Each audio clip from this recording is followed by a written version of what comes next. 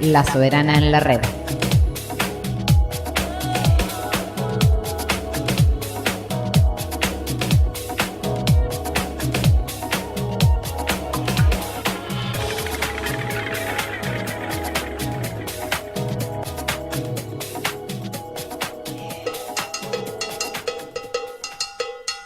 Esto es Quilamba, la radio anarquista. Su conducción, Gabriela Stoppelman. Sus voces, Alicia Lapidus, Lourdes Landeira, Nora Lomberg, Víctor Dupont, Viviana García Rivas. La narración oral, Isabel D'Amico. En las redes, Andy Estroreategui. Todo por lasoberana.com.ar. Quilamba, la radio anarquista. No voy a vivir llorando por lo que no he sido. No voy a vivir.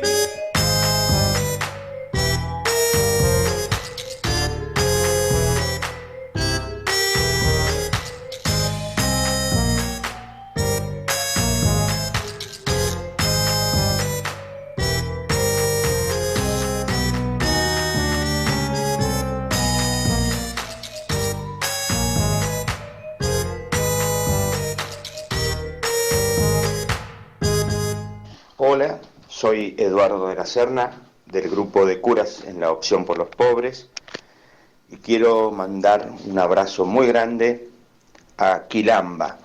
Quilamba el programa, Quilamba los productores, Quilamba los conductores, Quilamba los oyentes, para que desde Radio La Soberana podamos trabajar para entender, para interpretar lo que nos lleva a buen puerto o lo que nos estrella contra las rocas, para que podamos interpretar y podamos descubrir lo que nos hace y nos ayuda a ser juntos un país, a ser juntos una sociedad, para que podamos ser juntos una casa donde todos y todas tengan un lugar.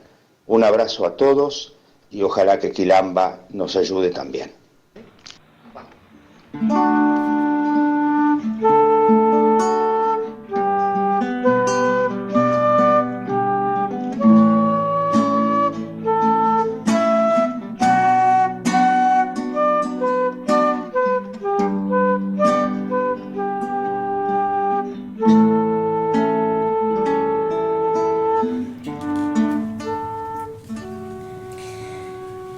Hay crujidos que pican en la piel, mordiditas de una memoria que busca pero no encuentra las palabras apropiadas.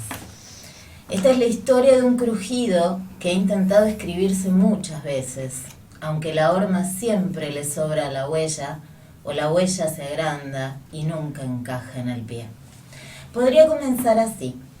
Cuenta el relato familiar que Lothar zarpó desde Hamburgo a fines de 1938 en el último barco que se atrevió a permitir pasajeros judíos en la Alemania nazi de aquellos años. No es fácil saber quién habla en el relato familiar. La Omi, la abuelita alemana, seguro que no, porque hasta su último día rehusaba expresarse en argentino, salvo lo indispensable para subsistir, como quien se desembaraza de un insecto verbal que una y otra vez le revoloteaba impurezas sobre su idioma madre. Lothar tampoco. Su infancia era un rincón urticante que nunca traducían demasiadas palabras. Pudo haber sido Gita, su mujer, quien veía en el exilio de su marido un motivo más para admirarlo y amarlo. O pudo haber sido una mezcla de todas esas voces que un día regresaron en la textura amable de un fajo de papeles de carta vía aérea. Las cosas sucedieron en la casa materna, justo detrás de un mueble donde el tiempo supo esperar el momento en que dos lenguas se cruzaron. Y la espera fue larga. Primero, la muerte de Lothar, que sucedió en alemán, porque el dolor de la agonía era tan grande que desesperaba entre palabras de la infancia. Mutti, mutti, ich kann nicht mehr. Mamá, mamá, no puedo más. Balbuceaba el hombre adulto, mientras un pensamiento del ciático lo volvía a zarandear entre los mareos del barco que lo había traído a estas tierras. Después vino un largo desorden de ausencias en los hijos y en la esposa. Más tarde, apareció una beca para viajar a Alemania. La hija estaba convencida de que su padre había vivido como un ser entre lenguas, incapaz de volver del todo al puerto de partida del alemán, y a su vez reacio a fincarse por completo en el puerto de llegada argentino. Así que debió pasarse la vida traduciendo. Y para entender cómo oscilaba la mecedora bilingüe del padre, la hija decidió estudiar en el Instituto Goethe. Allí un examen con una nota mediocre, el ser descendiente de un alemán judío expulsado de Alemania y cierta vinculación con el mundo de la cultura conmovieron las fibras de una decisión. Y en poco tiempo la hija estuvo en Dresden. Mientras tanto, los papeles vía aérea continuaban su guardia, firmes aunque asfixiados, en un hueco entre la madera y la pared. De tanto en tanto, violentados por la estrechez y el picoteo de algunos mínimos insectos, no podían ni siquiera desperezar un leve crujido. Cumplían con la decisión de no dejar asomar ni una mínima señal antes de tiempo. En Dresden esperaba un tren que llevaba a Hamburgo, y en Hamburgo, sobre un puente, aguardaba la prima Lotti. Bajo un paraguas y con una cajita de mazapanes en la mano libre y temblorosa, su silueta se recortaba dentro de la lluvia fría, como el contorno de una Miss Daisy local, o mejor, como una perfecta Frau Lotti. Sus 84 años abrieron pasajes de tiempo por las calles. Ahí tu abuelo me regalaba un Leverbusch cuando me veía pasar, y allá estaba la carnicería de tu familia paterna. Y ahí era el Talmud Torá, donde los chicos judíos estudiaban Biblia. Y entre esas esquinas fue la noche de los cristales, donde los alemanes rompieron vidrieras judías y quemaron libros en hogares inolvidables. La lluvia entonces se adhería en trizas de memoria y centelleaba en los ojos de Lotti. Al final la ganó un cansancio enhiesto, orgulloso hasta para no aceptar que la ayudaran a tomar su té. «Traiga un sorbete, por favor», le pidió a la moza. Lotti quedó atrás en el paisaje y la hija continuó sola por los pasadizos del pasado, inaugurados por la prima. Muchos años después, cuando los papeles vía aérea ya estuvieron en sus manos, advirtió la hija la similitud fonética entre el nombre de su padre, Lothar, y el de quien le acercó las memorias de aquella lejana infancia, Lotti. Una raíz los unía desde el bautismo. Ella había logrado sobrevivir a los nazis porque era hija de un judío y de una cristiana. Así que le permitieron permanecer en la ciudad a condición de usar su brazalete con la estrella de David. Él había logrado huir y hacer su vida en el exilio. Ella había logrado llegar a la vejez dentro de su lengua madre. Él había muerto a los 64 años, dentro de un tohu vabohu, de un caos de siempre origen del mundo de lenguas mezcladas. Así las cosas, dentro de Alemania, solo quedaba llegar hasta el sitio donde en el 38 se levantaba la casa paterna. Era el año 2000. La casa había sido demolida y en su lugar había una estación de servicios. La inteligencia de la abuelita alemana, la Omi, había logrado que la casa no hubiera sido confiscada. La abuelita era soberbia, nacionalista, antipática, pero no comía vidrio. Rápidamente advirtió que la opción era huir o morir. Vendió la casa, se mudó al gueto, que por entonces era un barrio de judíos, pero no cerrado ni militarizado, y compró un salvoconducto para salir del país. Un día golpearon a la puerta del gueto. Era la Gestapo. El abuelo se escondió en el placar. La Omi les hizo frente. «Señora, hemos interceptado una llamada suya en donde le dice a una vecina, las piedras ya salieron. Suponemos entonces que usted tiene piedras preciosas». Las piedras eran cálculos renales que padecía el padre de Lothar, el Opi, pero no había modo de convencer a los nazis de semejante argumento. Así que la Omi puso un fajo grueso sobre la mesa y cerró: «Si ustedes no quieren judíos en Alemania, nos vamos hoy mismo». Pero estos últimos datos los conocería la hija mucho después, cuando supiera el suficiente alemán para entender el peso de la letra de su padre en los papeles de carta vía aérea. Parada frente al lugar donde alguna vez estuvo la casa de Lothar, imaginó su correteo infantil por esas calles, vio entre las motas del aire el borde resquebrajado de una infancia rota por el exilio, obligó al viento a soplar desde la garganta y volvió a escuchar la R gutural de su padre entre las ráfagas de ese frío enero. Y luego la sorpresa. Frente a la estación de servicios donde antes había estado la casa de su padre, sobre la vereda, la hija encontró tirado un zapatito de un nene como de 8 o 9 años, la edad que tenía su padre al huir de Alemania. Lo curioso es que en Alemania no hay nada que permanezca tirado sobre las veredas por mucho rato, pero ahí estaba, bien dispuesto a la foto, o así parecía. Porque de todos los rollos que la hija sacó durante ese viaje, solo ese se veló. Y con él quedó ocluida la imagen de ese zapatito sin pie, posado ante la cámara de una hija que apenas podía sostenerse sobre sus piernas temblorosas. Algunas de esas fotos volvieron de la mano de un amigo, Leandro Leiva, que acompañó a la hija en ese viaje y quien las atesoró como quien dice por si las moscas o el desperfecto. Pero la foto del zapatito no volvió nunca. Aún sostenida en ese temblor, la hija enfrentó el regreso. Un día corrió un mueble de su infancia y ahí estaban las hojas papel vía aérea. Las mismas que su padre usaba para escribirle a Loti, crujían entonces entre sus manos. Y leyó que sus abuelos junto a su padre y su tía habían dejado el juego de porcelana, habían partido en un rápido tren a Génova, habían tomado un barco de segunda que pagaron como de primera. En el barco Lothar se mareaba y gritaba «Mutti, mutti, kann nicht mehr, mamá, mamá, no puedo más». Allí la esperaban los papeles, en el cruce justo entre dos lenguas. Era la historia de Lothar contada por Lothar, a un profesor alemán que recopilaba historias de judíos en el exilio. Apenas zarpó, el barco había recibido la orden de regresar. Cierta información sostenía que viajaban judíos a bordo. El capitán se negó y siguió viaje. Viejo, ¿qué te acordás de Alemania, de cuando eras chicos? Mirada reticente, que de pronto se vuelve brillante. Kartoffelpuffer. Unas croquetas de papa y cebolla picantitas inolvidables.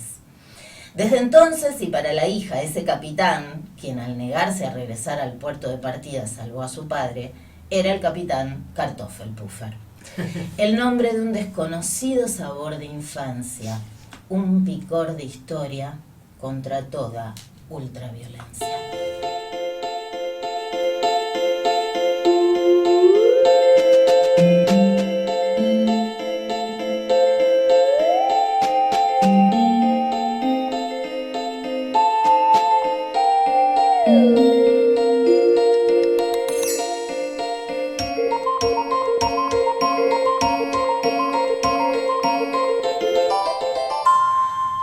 Bueno, buenas noches, Alicia Lapido. ¿Cómo anda? Estamos con la música todavía. ¿Cómo anda? Bien, ¿cómo Bien. le va? Buenas noches. No tardó, lo estuvo reflexionando en cómo No estaba. estábamos al aire. No estábamos al aire, Alicia, quedamos colgados siempre atenta. del Kartoffelpuffer. Eso. Isabel D'Amico, ¿cómo va la militancia? Muy bien, a todo vapor, estamos con Picante. toda la pasión. Picante, muy Picante. picante. Andiestro, algo picantito peruano que nos pueda recomendar para comer esta Por semana. favor, ceviche de las venas. ¡Qué bueno! Mamita, qué nombre. En realidad, o sea, en Perú es como muy simbólico decir, bueno, hay que meterle esto a las venas porque es como siempre estar queriendo hacerlo, ¿entienden? Entonces es como que un ceviche a las venas es como, Igual quiero tienen- ceviche. Tienen picante. su creatividad, leche de sí. tigre, Sí. ceviche a las venas. Sí, Es para hacer una lectura Pero qué importante. rica es la comida Muy peruana. rica. Un día cuando nos Y la vamos de dominicana, acá. Sí. la dominicana también es muy buena. Hoy comí justo acá por la avenida Rivadavia unos bollitos de yuca Qué lindo. picantes. Bollitos de yuca. Bollitos de yuca. Deliciosos, de verdad. Así que si pasan Iremos. por acá, vayan. Iremos. A esta hora sacar este tema. Claro. Este va a ser un programa terrible. Terrible, que tiene tremendo de historia. ¿Cómo Viviana le va? García Rivas, ¿cómo anda? ¿Bien? Muy bien, muy bien. Muy bien. Muy bien. Yo les quería agregar algo del Kartoffelpuffer, que cuando Sí. yo estuve en Queremos Alemania, también de eso. les voy a contar una experiencia muy traumática. Había una feria como de Navidad, bajo 30 grados bajo cero, y vi un cartel que decía Kartoffelpuffer.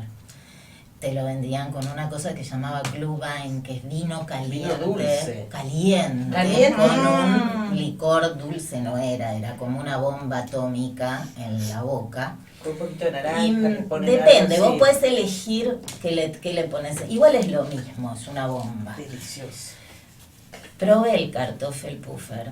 ¿Y no te Yo gustó? creo que era trucho, porque era una asquerosidad tan grande. Eran unas papas aceitosas, nadaban en aceite con cebolla. Y la verdad que mi viejo tenía buen gusto, así que todavía me queda pendiente comer un Kartoffelpuffer posta. Picante. A veces- Hay que picante. buscar, hay que buscar A la veces los receta, recuerdos- Google es maravilloso y nos invitas a todas a comer Un tus cartofel. kartoffelpuffer. Claro. Pero Ya bueno. se anotaron. Y sí, Yo lo había se pensado Se al trata de revés. comer y con vino caliente. Con Ah, vino vino caliente. caliente, Claro. es muy rico. Vino caliente es una El frase. vino caliente para el es resfrío que me riquísimo. vendría No, bárbaro. No, no, Perdón, la vino feria de caliente, el vino. Navidad de Praga, por ejemplo, que es preciosa, porque está llena de casitas, toda armada. Vino caliente, los chicos chiquitos van tomando vino caliente en la calle y vos vas tomando esos vasitos de cartón como si fuera una gaseosa. Como Vino síndrome. Sí, caliente. es cierto, porque en Cusco también hacen eso, ¿ah? O sea, calientan el vino, le ponen clavo de olor y canela. Clavo de olor, canela, Acá a veces en un el poquito sur, de naranja. en las Sí, ciudades en del Cusco sur, pasa en eso. Isabel en D'Amico. esos lugares podés conseguir. No, ¿Qué bebías un de vinito chiquita? caliente. No, yo estoy pensando que me vendría muy bien un bien, vino caliente sí, en el es resfrío, verdad. sin canela, sin nada, pero le doy porque la tos y el resfrío que tengo, Le damos igual. pero le Con o damos sin igual. resfrío. Cualquier excusa es buena. Totalmente. Frío, caliente. Los anarquistas son Picante. muy de darle al Sí, vino. sí, sí. Sí. Yo de chiquita tomaba la yema de huevo batida con oporto. Con oporto, qué rico. Y ahora los chicos no pueden, ni nadie puede comer porque yema de huevo crudo no se puede comer, dicen. ¿Qué infancias han tenido ustedes? Gozosísimas. Yo no pasaba del Nesquik. ¿Qué les pasó a Alicia Lapidus de picante esta semana? Bueno, a mí me parece la anécdota picante de esta semana Sí. es la de nuestro jefe de gobierno. Cuéntenos. Que ¿Esta vez qué? esta vez dijo que en realidad un dinosaurio enfrentado con un ser humano lo mataba el dinosaurio al ser humano. Pero si se enfrentaba con dos, también lo mataba. Pero si éramos 20, todos juntos podemos. Todos juntos. Bueno, la Discúlpeme, cuestión... no, pero no puedo evitar decir, tiene una sobredosis de Tecnópolis. No es así, porque si hubiera mirado en Tecnópolis los cartelitos, se hubiera enterado que la distancia entre que vivieron los dinosaurios y que vivió el ser humano son de algo así, yo lo tenía por ahí, pero 400 millones de años. El ser humano en la Tierra tiene 40.000 años. Nunca estuvieron juntos, ni pudieron estar, por lo tanto, ni con Cambiemos, ni todos juntos, ni separados. Por eso es que no podían pelear, Yo entonces. tengo una teoría picante, que estaría muy bueno ponerlos en Jurassic Park, ¿A todos quién? ¿A juntos. Larreta? A Larreta y equipo, hasta todos, esta gente que nosotros queremos tanto, todos juntos en Jurassic Park, para que demuestren la teoría. Conmigo puede contar, ¿sabes? Mi firma Gracias. inmediata. Gracias, maestra. Seguiremos teniendo, si es por anécdotas picantes, estos años nos van a dar como para hacer, pero un guiso mexicano.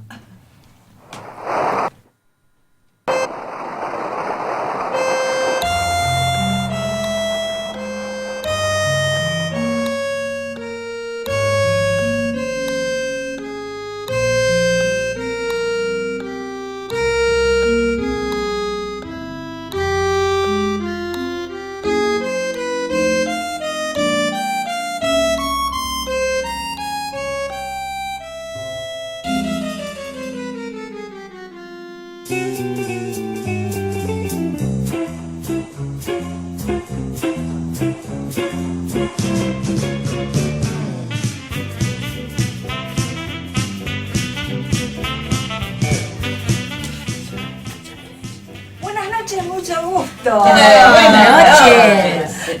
¿Recuerdan esta música? Bueno, No, yo somos sí. muy jóvenes, ¿no? Bueno, nos yo no. acordamos. Yo me acuerdo. Exactamente, Alicia se acuerda. Y yo también. Yo recuerdo cuando tenía, qué sé yo, no vamos a especificar demasiado, pero ponele 9, 10 años. Las tardes se teñían de blanco y negro mientras mirábamos con mi mamá. Buenas tardes, mucho gusto. El pionero de todos los programas de cocina en nuestro país. Es cierto que no era solo de cocina, sino también de manualidades, decoración, tejido, costura, en fin, de todas esas cosas de las que se suponía se ocupaban las mujeres por aquellas épocas. Pero en mi recuerdo quedó doña Petrona, cuando en un santiamén preparaba platos complicadísimos sin siquiera despeinarse. Claro que cuando las simples mortales intentábamos imitarla, el tiempo se duplicaba, ensuciábamos todo, porque no nos ayudaba ninguna Juanita, y nunca sabíamos bien cuál era el color que debía tomar el bizcochuelo para poder sacarlo del horno justo antes de que se secara, porque desde la tele solo asomaba un cilindro grisáceo. Hoy el fenómeno se multiplicó por cientos de miles. Es curioso, ya que en aquella época la mayoría de las mujeres cocinaba a mediodía y noche, y actualmente son pocas las personas que lo hacen más de una vez por semana. Sin embargo, la oferta es abundante. Desde canales dedicados pura y exclusivamente a la cocina, hasta competencias en las que se busca a quien prepare los mejores platos, programas de turismo gastronómico, y no faltan los chefs famosos que pasean por su barrio a la casa de un comercio donde conseguir las recetas que luego preparan en la intimidad de sus cocinas a la vista de todo el mundo. La cocina se ha vuelto glamorosa. Cocineros y cocineras de todos los países trabajan en espacios cada vez más lujosos, en el campo, al lado del mar, con el marco de las montañas, en barcos, en camiones, que ahora llamamos food trucks, al aire libre, a puertas cerradas, con cocinas eléctricas, a gas, con leña. Utilizan vajilla brillante, cacerolas que parecen recién compradas, utensilios para morir de envidia, volucosas, los llaman en un grupo. Qué lindo, amo las volucosas. Volucosas, así lo llaman en un grupo de amantes de la cocina al que debo confesar que pertenezco. En fin, en el mejor de los mundos. Actualmente cualquiera que se tome un rato para prestar atención conoce la diferencia entre un huevo mole y uno poché. Sabe que para hacer un buen risotto hay que usar arroz carnaroli, o que el pescado, en cualquiera de sus formas, hay que cocinarlo poco tiempo, porque la diferencia entre un pescado exquisito y uno horrible pueden ser segundos. Me acabo de sacar un 2. 0-0. Es fundamental. El fenómeno Cocinemos por la tele dio lugar a la aparición de numerosas escuelas que lanzan a la calle cada año decenas de nuevos chefs que iniciarán su carrera laboral, con suerte, en el último puesto de cocina de algún restaurante de Palermo o Las Cañitas, en jornadas de 12 o 14 horas diarias, porque eso también se ve por televisión. El maltrato es moneda corriente en este medio, cuando se trata de preparar correctamente la última creación de quien comanda los fuegos o satisfacer las demandas de la clientela tan volátil como un novio de verano.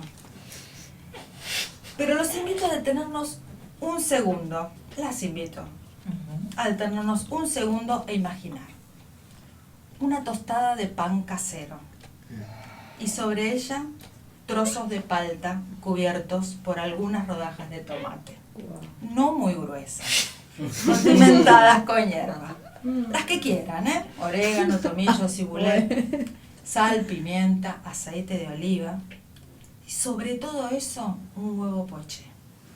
Piensen, tibio de la tostada, frío de la palta y el tomate, caliente del huevo, en el mismo orden, crocante, blando y untuoso.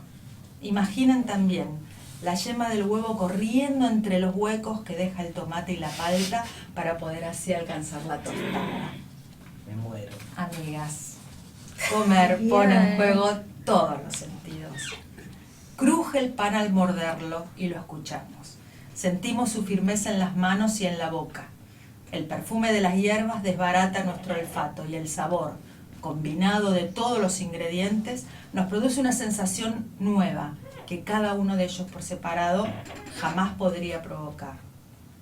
Remember, esa película maravillosa sobre cocina, Ratatouille. Claro. Previamente he puesto en juego la vista. Hemos visto la tostada sobre el plato y sobre ella el verde de la palta, el rojo del tomate y el amarillo naranja de la yema del huevo cuando se esparce sobre los otros ingredientes. Yo puedo llegar a morder a la columnista. La comida es sensual. Provoca sensaciones de placer cuando está bien preparada y de desagrado y frustración cuando se percibe el apuro o el descuido al cocinarla. Confieso que cuando como algo rico, y eso puede ser algo tan sencillo como el plato que acabo de describir, siento alegría. Por eso mi momento favorito de los programas de cocina no es ese, en el que el chef emplata y presenta una construcción meramente estética, que sin dudas es atractiva, pero no es suficiente. Por eso mi momento favorito es ese en el que el chef prueba el plato una vez terminado, revolea los ojos y haciendo gala del más limitado y sin embargo el más expresivo de los lenguajes dice mientras avanzan sobre esa imagen los créditos de cierre del programa. Muy bien.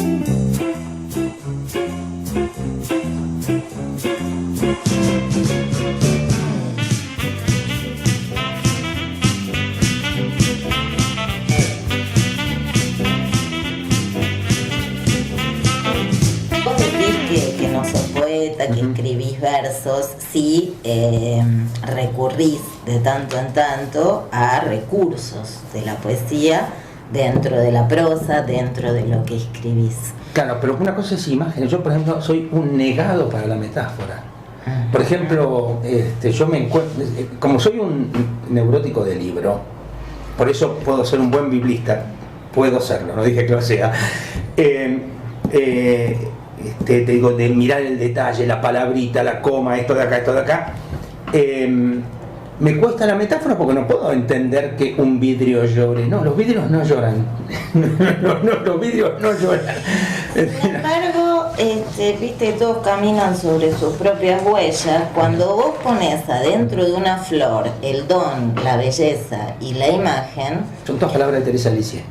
Esas palabras de Teresita las pones adentro de una flor, eso es construir una imagen poética, porque las flores no suelen tener esas cosas. Vos estás designificando la flor y recargándola de otra cosa. Eso es una metáfora. Sí, Aunque te niegues. Tampoco, aparte vamos a aclarar una cosa. Yo a todo lo que es arte le tengo respeto reverencial.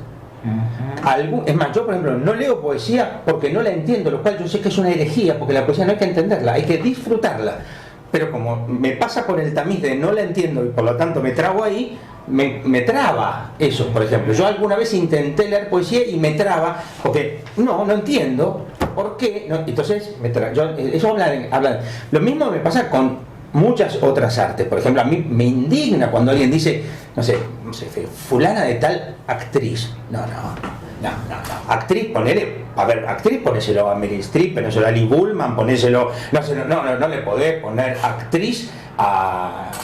no sé, alguna de estas bueno, sería indefinible. Sí, por eso, lo mismo para el poeta. Digo, poeta no le pongan a cualquiera. Pero vamos a centrarnos entonces en lo poético, no en la poesía y en la utilización de imágenes. Ahora me acuerdo de todo lo que te mandamos, que en un momento decís de la envidia que es un caballo desbocado. No, la persona, un caballo desbocado, el cuerpo. Sí, el tema es que lo que pasa es que cuando, toda la historia de la Iglesia, sobre todo a partir del siglo IV, ahí no tiene que ver Constantino, el siglo IV, triunfa el platonismo en la Iglesia, toda esa imagen de que el hombre es una especie de mezcla entre ángel y bestia. Si triunfa el ángel, es decir, el alma, esa persona es un santo. Si triunfa la bestia, que es generalmente el cuerpo, por eso el pecado sexual pasa a ser el pecado, etcétera, etcétera, entonces esa persona es casi diabólica, ¿no? Entonces el caballo desbocado es cuando triunfa el cuerpo sobre el alma, lo cual los que no somos platónicos, porque en la Biblia el platonismo no entra, no nos manejamos con esos criterios, somos más libres en esa. Bien, hemos descubierto que acá la mayoría somos bestias. Terribles. Sí, Caballos Caballos desbocados. desbocados, el desbocados. cuerpo le gana al alma.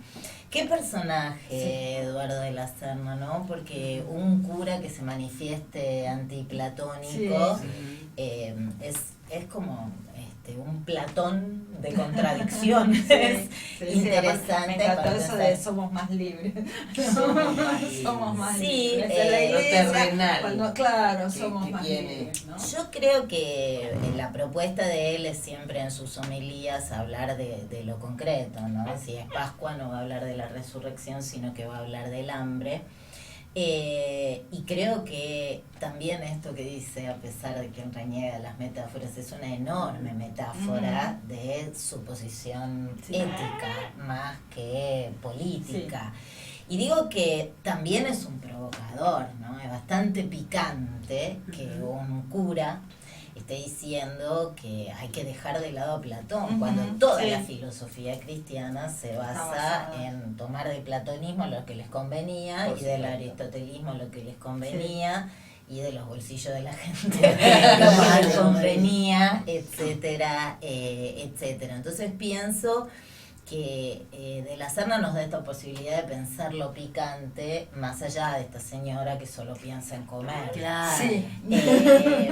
Y también en lo picante como algo irritante y urticante de la metáfora. La metáfora incluso para los detractores de la poesía y la poesía misma es inquietante, incomoda. Hay gente que es muy lectora y que se cree como especialista en lo que lee y de golpe le pones un poema y no entiende nada y en realidad la subleva porque sabe que ahí hay un modo de organizar el discurso completamente Totalmente. Y él diferente. utiliza la palabra traba. En Traba. cuanto nos trabamos, me pareció, o sea que con una imagen muy fuerte, porque en todos los órdenes, en cuanto nos trabamos porque no permitimos otra mirada o no nos permitimos, ¿no? Yo creo que la poesía es voluntariamente un modo de trabar el lenguaje en su uso cotidiano, en su uso meramente de comunicabilidad, de intercambio, como si fuera dinero, ¿no? Yo te doy para que vos obtengas un mensaje y vos me das para que yo obtenga una respuesta. Es paradójico, porque está clarísimo que jamás nos entendimos, pero cuando pasamos al lado de la poesía, creemos entendernos. Igual las pruebas parecerían demostrar que venimos fracasando con Gerundio, por lo menos. Pero también me parece que la poesía es comparable a el arte abstracto, que también genera... Que pone una distancia y entonces genera eso. Y genera eso, genera en el espectador o en el observador esa sensación de esta pintura no la entiendo, o las músicas atonales, esta música no la entiendo, esto es arte. ¿No es arte? ¿Cómo sé si es arte si no la entiendo? Sí, tal vez la pregunta sea esa, ¿cómo sé si es arte? ¿No? Igual creo que justo los ejemplos que ustedes dan son todos los ejemplos donde se rompe metafóricamente el argumento. Claro, para mí no hay que preguntarse, pero en algún punto. No tenés que vivirla, tenés que No sentirla sé. en un punto. A ver, cuando hay conmoción no hay nada para preguntar. Cuando no hay conmoción, la pregunta es, ¿me faltan recursos? ¿Soy yo o es la obra? Claro. No siempre la respuesta es sencilla. Lo que sí es cierto es que el arte contemporáneo en todas sus manifestaciones ha crecido en términos de vuelo del lenguaje a una velocidad muchísimo superior a lo que es el lenguaje de intercambio, y en ese sentido será siempre revolucionaria, audaz y picantísima. Esto me suena a Quilamba.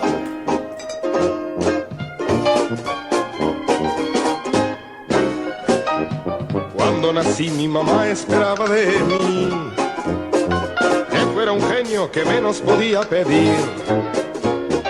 Grande fue su desengaño cuando al cabo de un año todavía me hacía pis.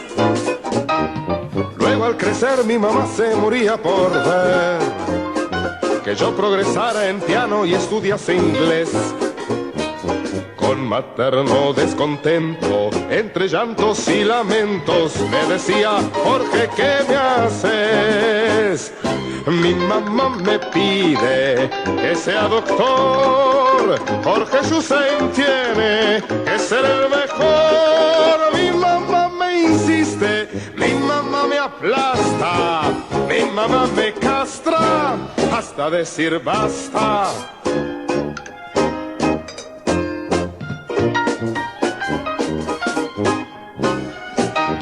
Si yo no comía, ¿cómo se enojaba mamá?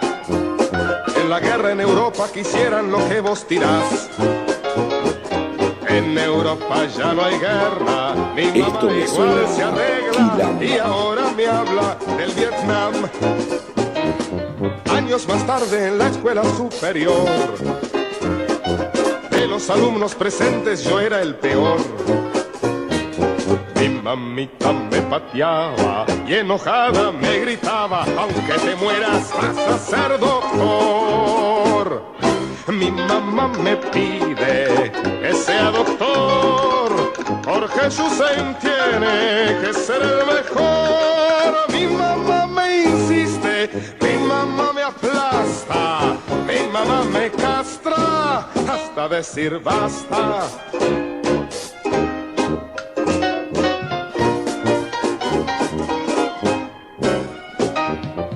Adolescente ingresé a la universidad, guiaba mis pasos el buen cordón umbilical. Mi mamá entonces dijo a sus amigas que su hijo iba a ser como Einstein, pero más. Hoy soy mayor y me va muy bien como cantor. No tengo diploma, más gano 1 millón por canción. Mi mamá ya está conforme, pues mi éxito es enorme y dice: ¿de qué sirve ser doctor?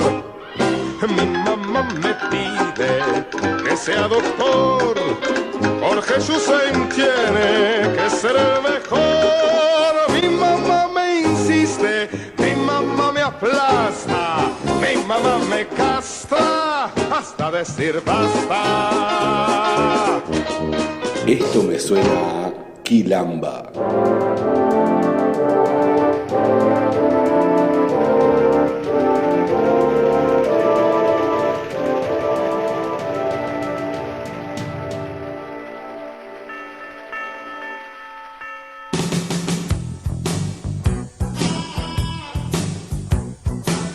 Es mi perro, es perfecto.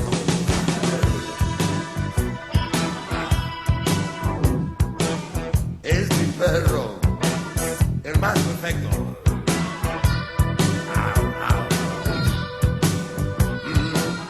Cuando voy a la estación,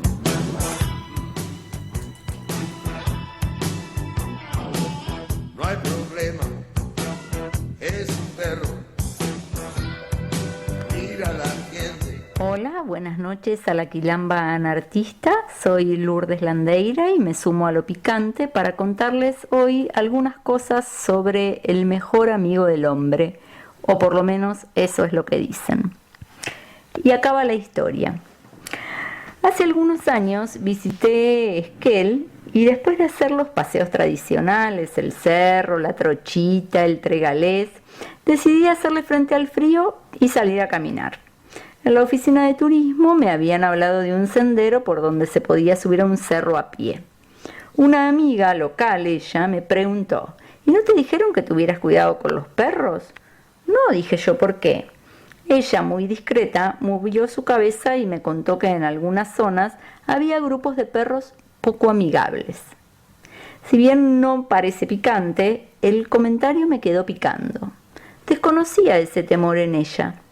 Discreta yo también, no dije nada y salí. En el ascenso crucé a un perro que me miró fijo y recordé el rezo de mi infancia. Decían las abuelas que si en la calle se te acercaba un perro, tenías que repetir para tus adentros: «Ay, San Roque, que este perro no me mire ni me toque». Ese perro ya me había mirado, pero no me tocó. Dio media vuelta y se internó en el paisaje. Cuando bajé, lo recordé y me sorprendí pensando que prefería no volver a encontrarlo. Y ahí quedó la anécdota, si es que llegó a serlo. Antes de venir a vivir a Ushuaia, estuve una semana en la ciudad y también hice los paseos típicos. Entre ellos, la visita al Parque Nacional, que entre paréntesis es increíble. Pero hoy lo picante pasa por otro lado. La excursión paró para el almuerzo en un restaurante que, además de sus comidas, tiene como atractivo un criadero de perros. Pasé y no me gustó lo que vi. Cada uno sentado frente a su cucha, amarrado a ella por una soga. Entré al refugio y el encargado del lugar me contó que ofrecían paseos en trineos. Es decir, estaba frente a perros trabajadores. Perros esos tipos siberianos. Paso, dije. La atracción a sangre no me va. Intentó convencerme de que los perros disfrutaban lo que hacían. Indagué un poco y supe que para eso los entrenaban, para hacer fuerza, para correr. Y claro, a eso respondían. Me permití dudar de que eso fuera equiparable al disfrute. Me contó cuánta comida diaria les daba y supe que su vida útil iba desde el año hasta los 10. ¿Qué hacen después con ellos?, pregunté, preocupada por la fuerza de perro desempleado. Me dijo, y parecía convencido de lo que decía, que en algunos casos les buscaban un lugar de adopción y en otros los dejaban libres en la montaña. Ninguna de las dos situaciones me parecía viable. No dije nada, solo un gesto dejé picando en el aire y me fui. Otra vez, ahí quedó la anécdota, si es que llegó a serlo. A los pocos días de estar ya viviendo en Ushuaia, leí un titular, mejor dicho. Antes que eso vi una imagen en un diario local. Era una mujer hospitalizada por heridas en todo el cuerpo, fundamentalmente en las piernas y el cráneo. Había sido atacada por una jauría de perros. Entonces presté atención y leí la nota. Algunos datos y no mucho más. Y si todavía no puedo decir picante, lo cierto es que el debate comenzó. Así me enteré que el municipio declaró la emergencia socioambiental. Empecé a interesarme más. ¿Por un caso? Bueno, no. Resulta que se habla de 400 casos de mordeduras por año atendidas en los hospitales. Entre las cosas que los perros no pueden comer, dicen porque les hace muy mal, está el picante. Lo cierto es que, con picante o sin él, empezó a hablarse a los pocos días de la aparición de perros envenenados. Los funcionarios dijeron que eso no era cierto, que ellos respetan la condición de Ushuaia como ciudad no eutanásica, que la eutanasia no es una medida de control de la población canina, que ellos alientan la tenencia responsable y que de paso iban a aumentar el presupuesto a Zoonosis para proveerle recursos para la castración y para hacer más caniles, que estaban en la búsqueda de los perros atacantes y que ya habían capturado a 3, que luego de evaluarlos decidirían si podían ser dados en adopción. Claro. Recordé a mi amiga de Esquel, a su temor, al señor del refugio que intentó convencerme de la felicidad canina. Parece ser que el problema se repite año tras año, no todos los días con la gravedad del caso de la señora internada que trascendió las fronteras locales y coló el tema en el calor de los grandes medios nacionales. Quienes tampoco dijeron demasiado, no se crean, más allá de la espectacularidad de las heridas. Pregunté acá a distintas personas y las respuestas fueron bastante similares. Que mucha gente abandona a los animales, que en las épocas menos frías del año ellos se van a vivir a las montañas, pero cuando empieza el invierno llegan a buscar comida a la ciudad. Es común ver en las calles comida para perros. Es común ver perros sueltos en la ciudad. En muchos casos van en grupo, no me gusta decir jauría, ¿lo serán? Algunos se quejan de quienes los alimentan. Otros no quieren que pasen hambre. No me queda claro si por solidaridad o para no ser atacados por quienes sufren la falta de alimento. Las anécdotas, si alguna vez lo habían sido, dejaron de serlo. Para mí ya era un tema, y por cierto, con su gran dosis de picor. El término salvaje me rondaba y con él vino otro, domesticación. Resulta que el perro es amigo del hombre desde hace más de 15.000 años. Por supuesto, también en esto hay versiones. Estudios más recientes dicen que podríamos hablar de 40.000 años. Encontré por ahí una referencia al perro como el lobo que mueve la cola al ver a un ser humano. Claro, el lobo es su ancestro. Y dicen también que el lobo se habría convertido en perro por propia voluntad, por el interés que le generaban los desechos humanos como alimento. Así y todo, se supone que el tiempo que llevó el acostumbramiento mutuo, la disminución y posterior desaparición de la distancia de huida, fue extenso. Sin embargo, un perro abandonado puede asilvestrarse, tal el término que se usa, en pocos meses. A fin de agosto, lo picante se vuelve ultraviolento en el anarquista. Pueden pasar y leer algo más sobre domesticaciones y otras heridas. Hasta entonces. Es mi perro, es perfecto.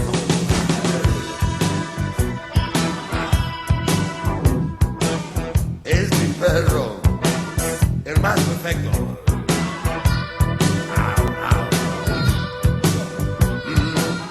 Cuando voy a la estación,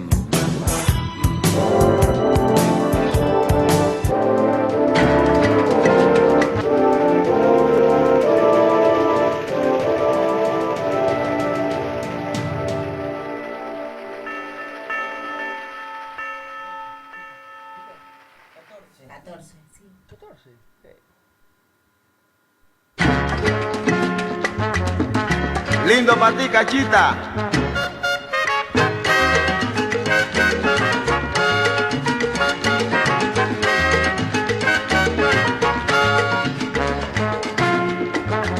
Óyeme, Cachita, pero yo tengo una rumbita para que tú la bailes como bailo yo. Bueno, no hay mejor manera de introducir el tema de hoy que con una de las escenas censuradas más famosas en la historia del cine. Nos referimos al baño protagonizado por Laurence Olivier y Tony Curtis en Espartaco. Se lo dedico a Vivi porque le gusta el cine mucho y la verdad que muchas gracias. Donde las referencias a ciertos alimentos afrodisíacos esconden una proposición de carácter homosexual entre Craso y su esclavo, mientras este masajeaba a su amo desnudo en los baños. Acaba el diálogo. Craso: ¿comes ostras? Antonino: cuando las tengo, señor. ¿Comes caracoles? No, amo. ¿Consideras moral comer ostras e inmoral comer caracoles? No, amo. Por supuesto que no. Es una cuestión de gustos, ¿verdad? Sí, amo. Y gusto no es lo mismo que apetito. Y por lo tanto, no es una cuestión de moralidad. Se podría decir así, amo. Mi ropa, Antonino. Mi gusto incluye tanto a los caracoles como a las ostras. Lógicamente el intento de seducción fue demasiado evidente para escapar de las garras de la censura. La pregunta si le gustaban más los masculinos, caracoles, o las femeninas, ostras, fue censurada y no fue recuperada hasta los años 90. Y acá entramos en el tema de las comidas afrodisíacas y un poquito de la historia. Esto es algo que obtuve de un comentarista de estos temas que se llama Alejandro Arribas Jimeno. Y entonces cuando uno piensa en afrodisíaco, ¿qué pensamos? ¿A qué nos encamina? Pociones, filtros de amor, recetas, elixires, fármacos, fumatas, drogas con que reavivar decaimientos, impotencias, depresiones. Las chicas mueren de risa. Nos hace deambular sigilosamente hacia ese trastero donde amontonamos este concepto mal definido de los afrodisíacos, de los que ahora se habla poco, pero que siguen oliendo, quieranse o no, al diablo azufroso de otros tiempos. Y aquí es la bestia desatada. Puede que sea porque la inmensa literatura publicada sobre los afrodisíacos, las innumerables creencias, la multitud de recetas que el hombre ha dejado, generación tras generación, trasluzcan un callado desencanto y decepción, aunque igualmente un confuso atractivo. El agua de la vida, es verdad, con frecuencia se vuelve insípida.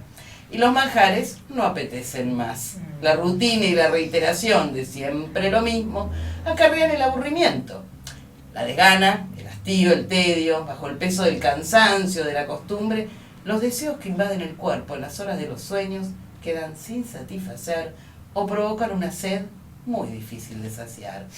Entonces, qué bien nos vendría una pizquita picante de magia, unos oscuros polvos embrujadores, una elucubración fantasmagórica, algo para hacer entrar por las venas, como decía del ceviche, por las venas, una nueva fuerza que rompa las barreras de la timidez, desbarate el peso de los tabúes y algo que nos dé osadía, intrepidez, alguna sustancia que venga del paraíso perdido, de las fuentes de la eterna juventud, de los árboles con frutos prohibidos, de las piedras filosofales, de las plantas evocadoras de falos y vaginas que ahora veremos, de los peces que se impregnan de salinidades oceánicas, de los manantiales subterráneos, un deseo de siempre desde que el hombre era hombre.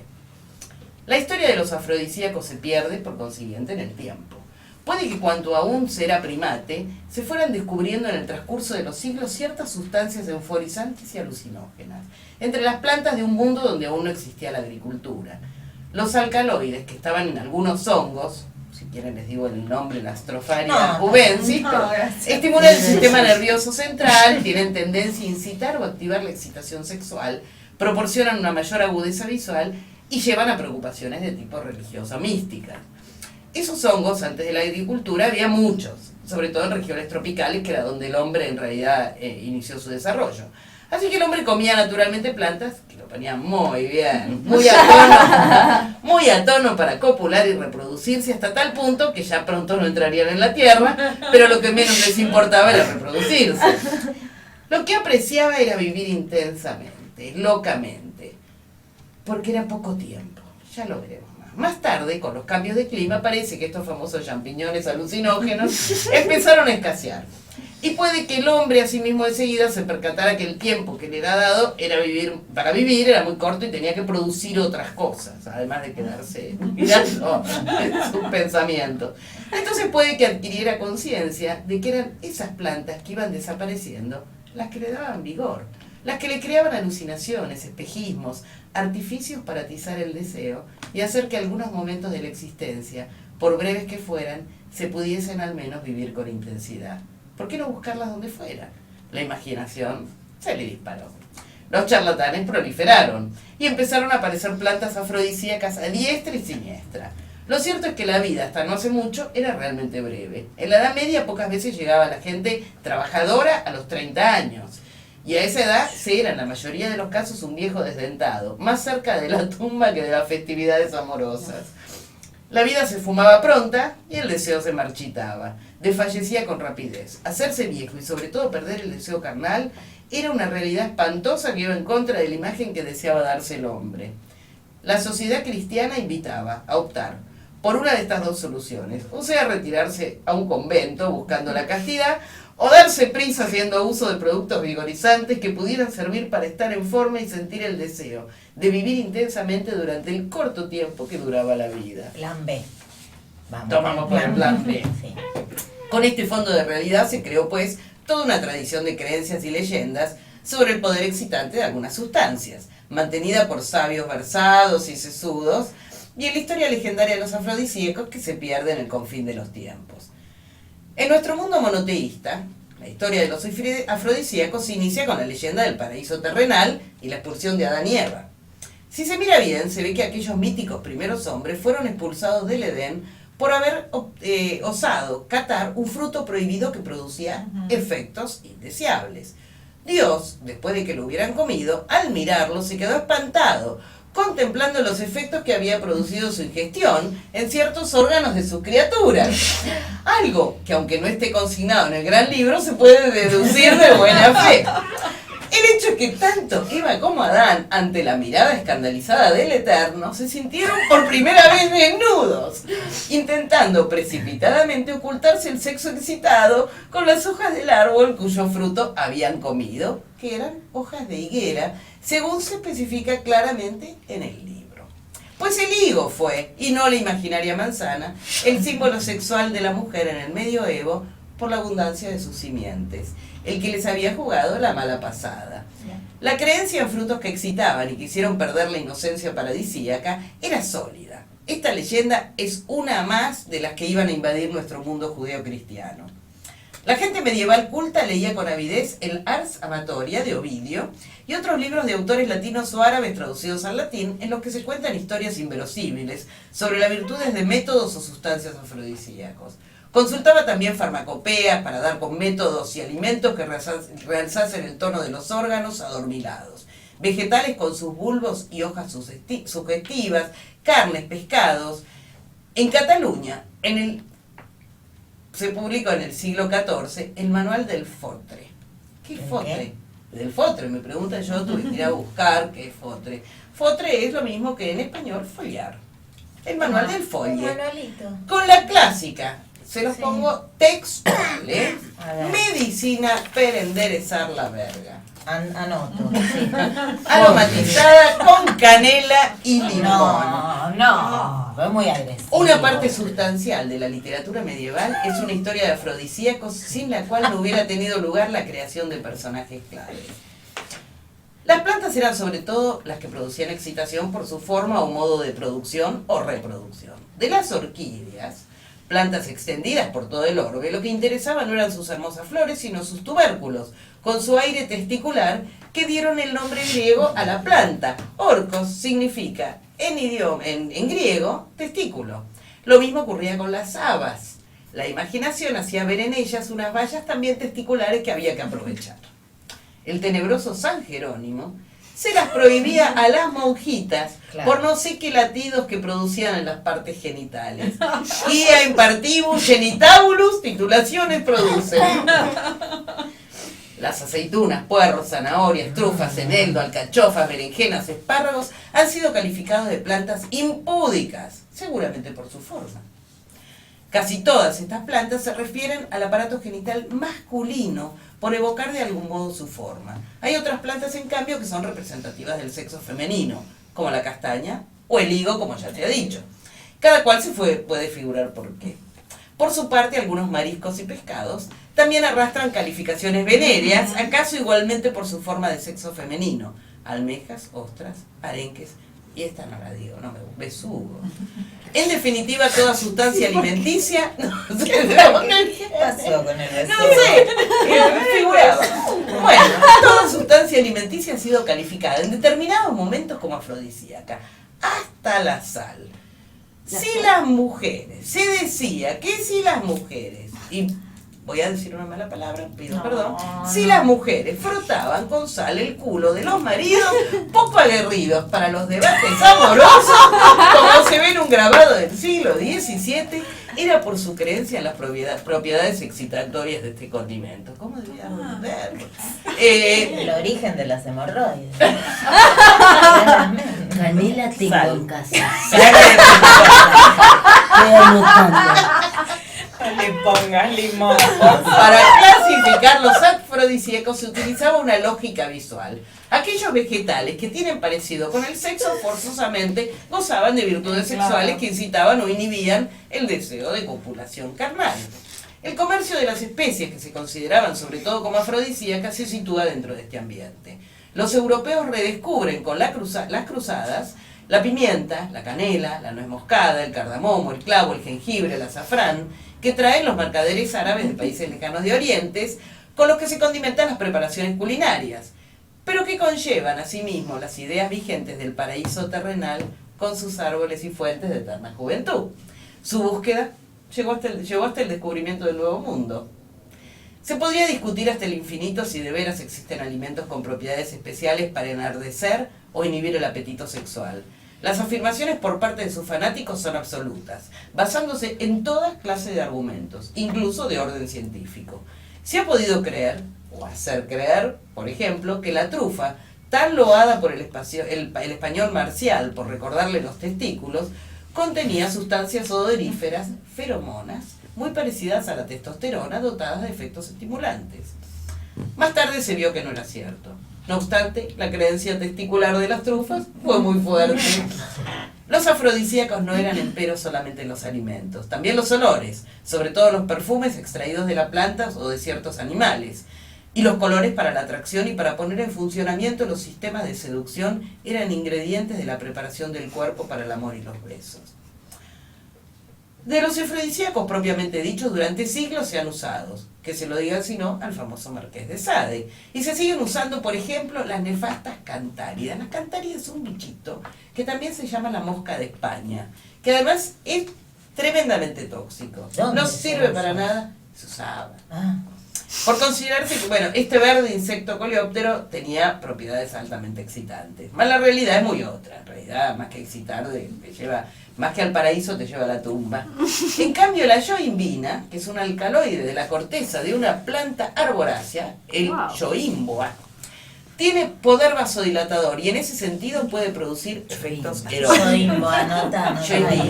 Hoy, un fármaco llamado Viagra produce auténticos y duraderos efectos vasodilatadores, pero no se le reconoce como un afrodisíaco.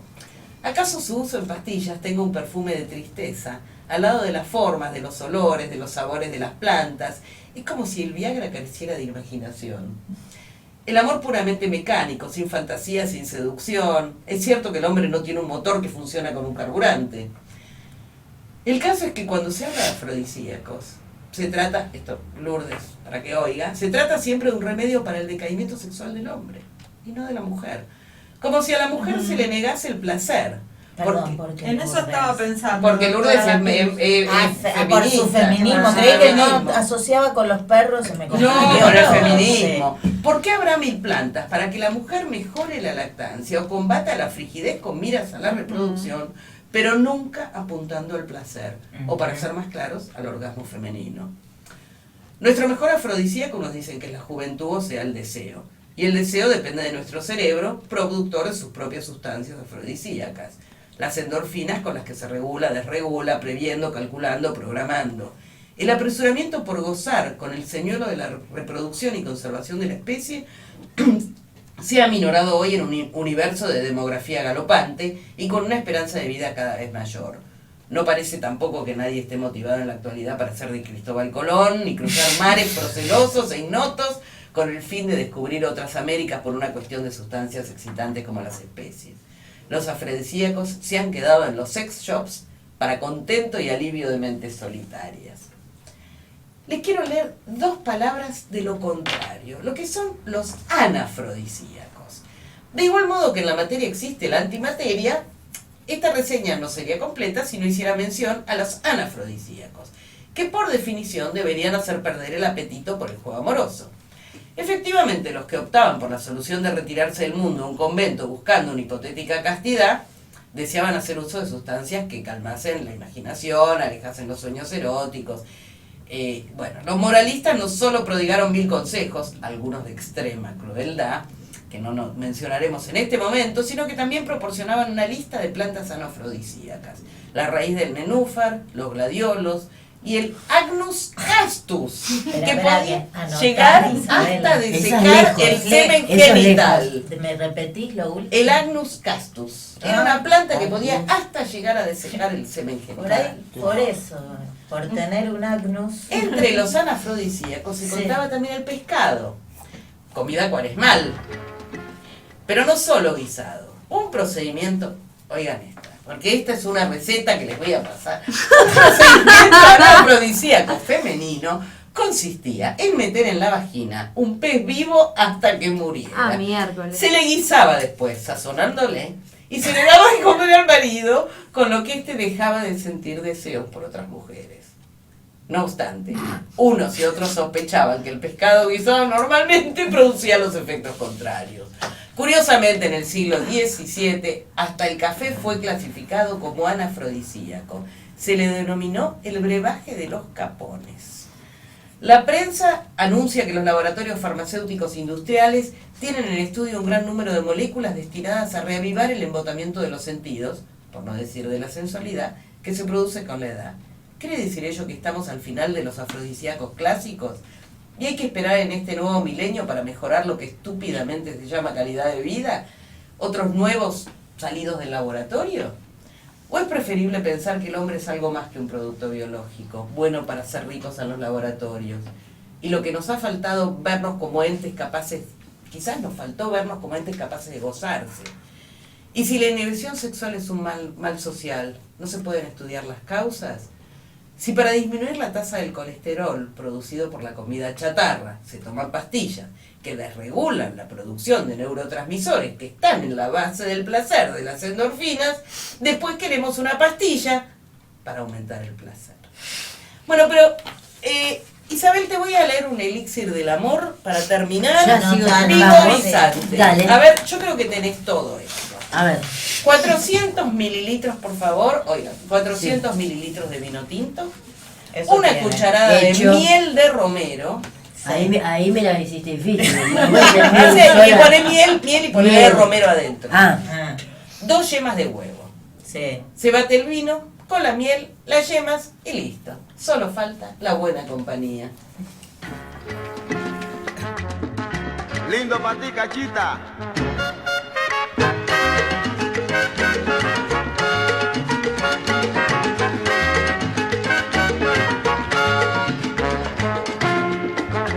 Óyeme, Esto me cachita, suena pero a Quilamba.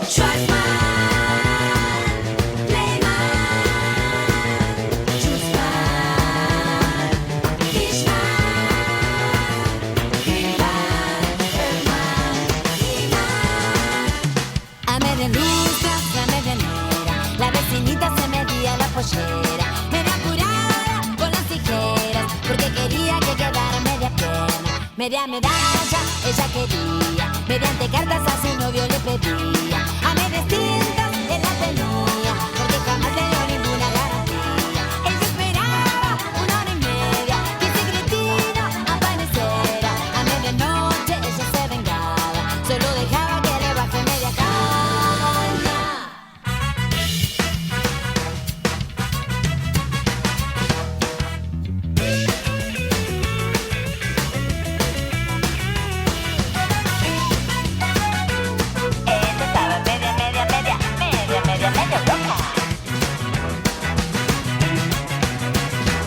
Las medias sucias ella lavaba y el Esto me perfume de su suena novio a recordaba. Quilamba. Con medias lunas lo esperaba y controlaba el horario de llegada. Divinamente ella sabía que no podía atrapar en la cocina. Vení Rogelio, ella decía, pasad espera, está caliente la comida. Vení Rogelio, vení mi vida, vení apúrate que se enfría la comida.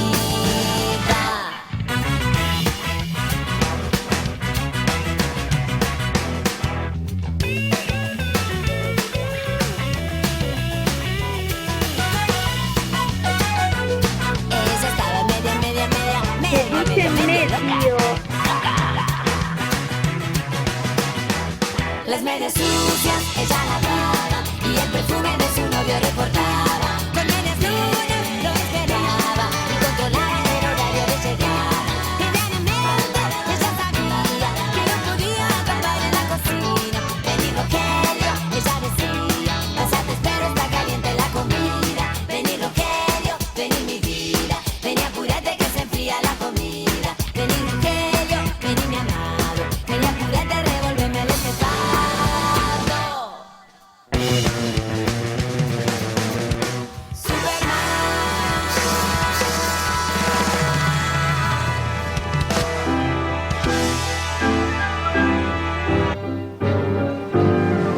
Caminito de la escuela, apurándose a llegar, con sus libros bajo el brazo, va todo el reino animal. El ratón con esta escuela. Bueno, alumnos, vamos Bueno, con... Ya tengo acá cuaderno. Sí, ahora se hacen todas cachondas del programa de buenas noches, señorita. Bueno, para seguir un poco con la cachondez, voy a hablarles hoy, para tratar de introducir el tema de Suavemente. suavemente y no con sal en el ano ni esas barbaridades que ha escuchado Alicia Lapido. En el Encima, culo. una doctora. En el culo. El Qué culo no vergüenza. necesariamente en el ano. No en el ano, en el culo hay que ponérselo. Voy a hablarles de un cuento de Tununa Mercado, de la gran Tununa Mercado, que se llama Antieros. Para mí este es un cuento perfecto para entender la noción de estructura.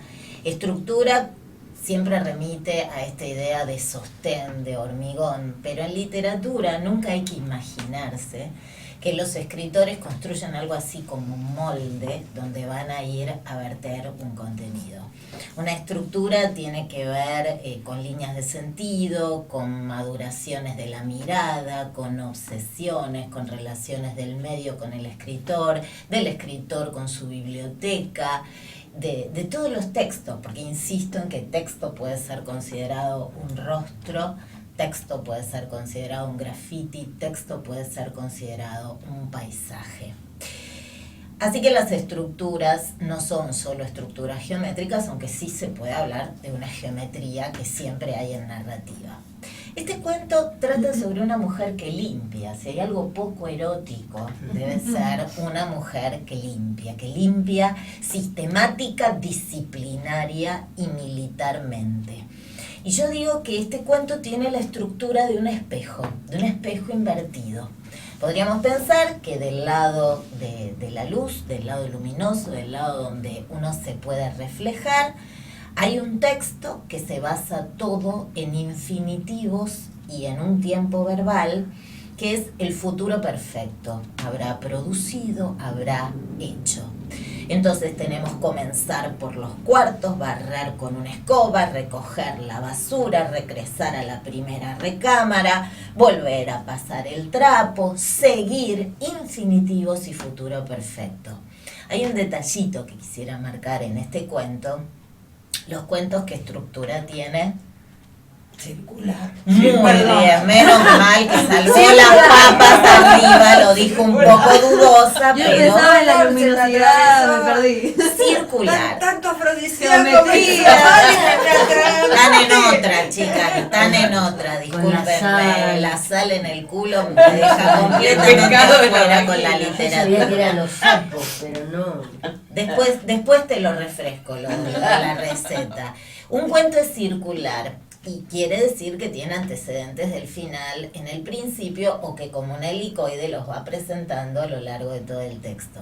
El hecho de que esta mujer barra la primera habitación, después la segunda, después la tercera, y vuelva a la primera para pasar el trapo, y después a la segunda, y después a la tercera, implica que está haciendo el mismo movimiento que hace un lector cuando lee un cuento, cuando lee un poema. Eso que nosotros llamamos lectura recurrente, que es más fácil de entender con un poema, ¿no?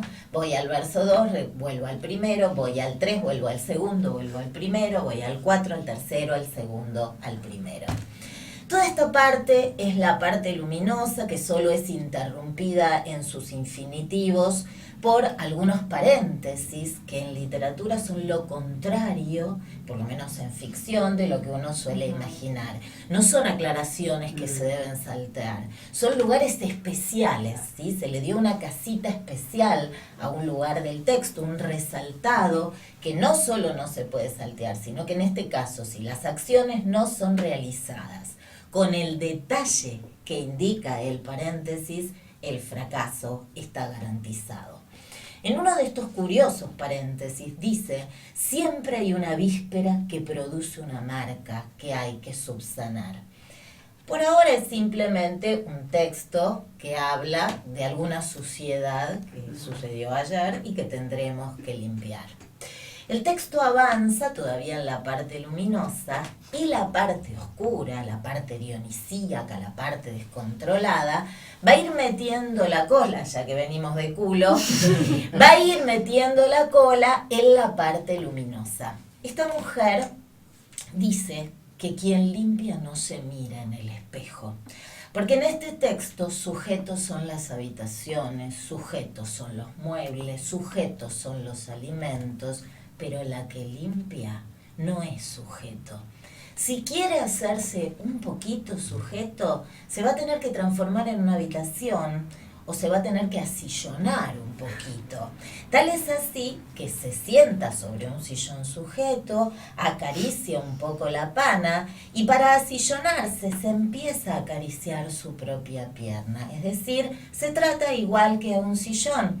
Y entonces considera que tiene un poquito de derecho a ser sujeto. Y por eso se mira un poquito en el espejo, de perfil, en un espejo lejano que está allá por el living cuando ella va avanzando despacitamente hacia la cocina.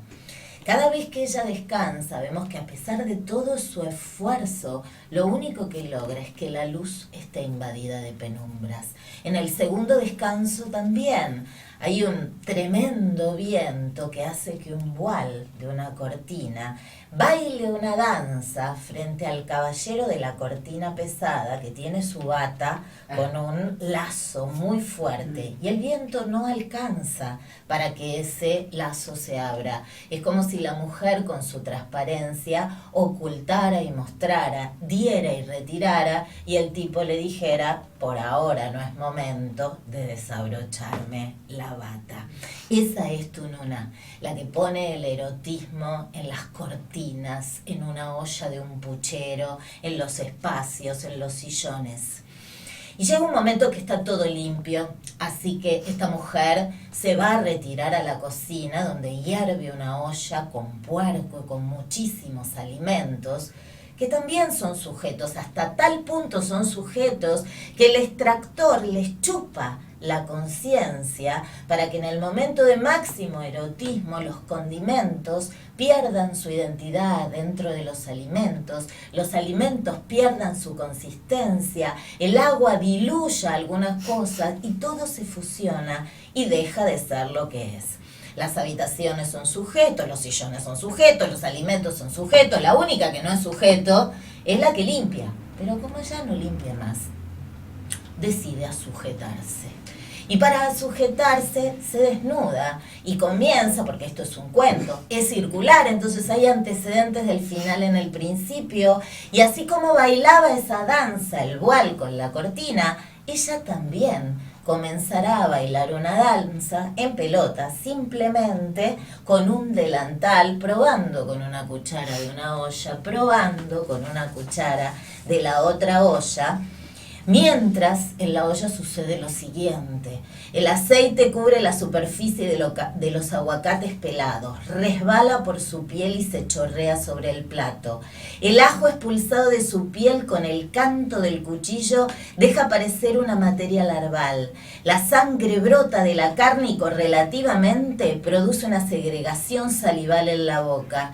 El limón despide sus jugos apretado por los dedos. La piel de los garbanzos se desliza entre los dedos y el grano sale despedido sobre la fuente. La leche se espesa en la harina de la salsa. El huevo sale de su cáscara y deja ver su galladura. La pasta amasada en forma de cilindro se estira sobre la mesa y rueda bajo la palma de la mano. El calamar le salta por acción de los dedos una uña transparente de su mero centro.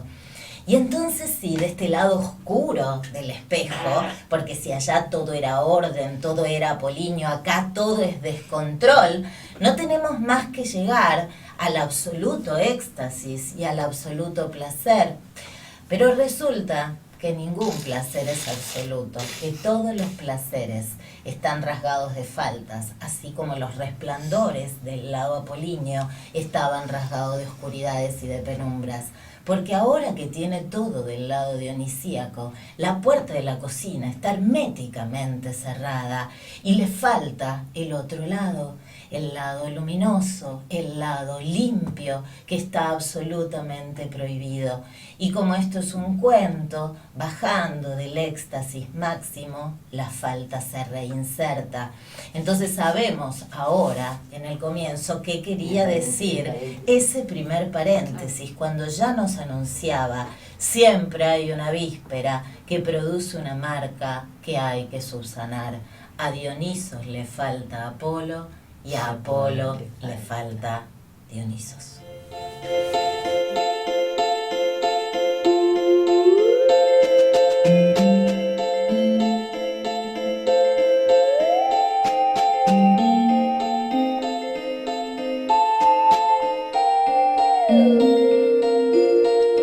Pero a mí me da mucho repelús las prosas que se ocupan de realidades espeluznantes manera espeluznante. De manera espeluznante. Eso, sí. O de una manera pietista, digamos. Como, ay, pobre esta gente. No amarilla, la gente no pietista, o sea, eso me parece casi peor, digamos, o sea, sí, la lástima por el otro, me parece que es como, las miradas, viste, o sea, uno no, digo, se puede ser, creo que es mejor algo descarnado, en ese caso. Más generoso. Sí, porque contás digo, esa realidad le va a llegar a mucha gente de una manera más, en cambio, bueno, sí, ya sabemos, pobre gente pobre, digamos, no hay nada nuevo en eso, contame algo que no sepa, no te pongas a llorar con el nenito con la barriga hinchada. Para piedad ya tienen un montón de... Claro, ya está, o sea, si piadosos somos todos, pero contame algo que me mueva a hacer otra cosa, en todo caso. Y entonces creo que sí, digamos, que todo eso vivimos negociando todo el tiempo entre lo posible, sí, entre el deseo y lo posible, ¿no? Digo, y ahí pintan cosas como terribles como la frustración y todo eso. Yo qué sé, creo que uno tiene como la fortuna de haber hecho no sé, como haber reducido un poco ese espacio, ¿no? Bueno, qué problema, ¿no? El abismo entre el deseo y lo posible. También reinserta un poco lo que contaba el texto de Tununa, Antieros era el nombre del texto de Tununa. Siempre se abre un abismo entre el deseo y aquello que se desea. Yo insisto en la maravillosa imagen de todos los comienzos de la era del hielo, cuando la avellana. Sí, el animalito persigue la avellana y siempre está a punto de encontrarlo, pero entonces aparece la falta, aparece el accidente, aparece el azar, la frustración, claro, la imposibilidad de la completud. Pero siempre estar cerca. Recién escuchaba, tenerlo ahí. Sí, tenerlo como horizonte. Sí, lo mejor con lo total y con el absoluto es que sea un horizonte, una dirección y no un objetivo.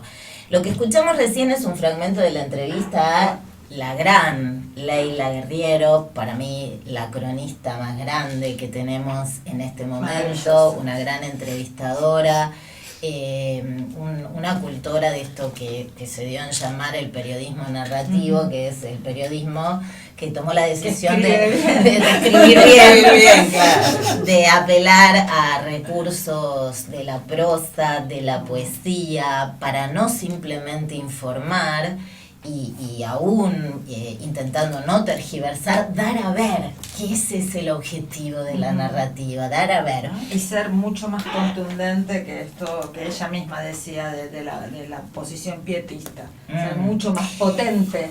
Que decir pobre gente, ¿no?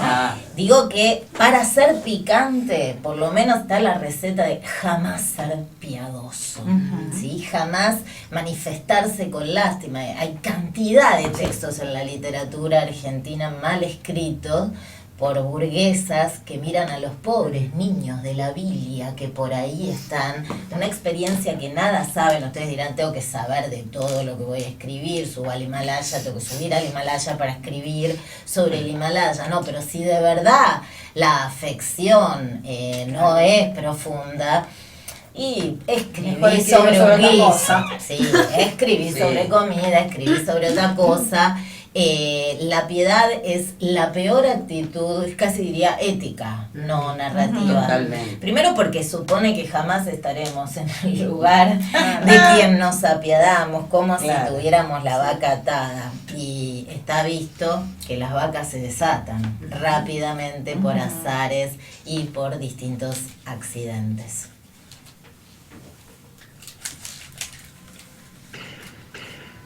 Hola. Buenas tardes, soy Jorge Paland, dramaturgo. Quiero mandarles un gran saludo a quienes hacen La Quilamba, este costado radial de quienes también hacen el Anartista Revista Digital. Les quiero agradecer el apoyo que le dieron a Requiem. Hablo en mi nombre y en el del elenco de esa obra, Jessica Schultz, Carlo Argento y Herminia Gensenian en el diseño de luces y escenografía.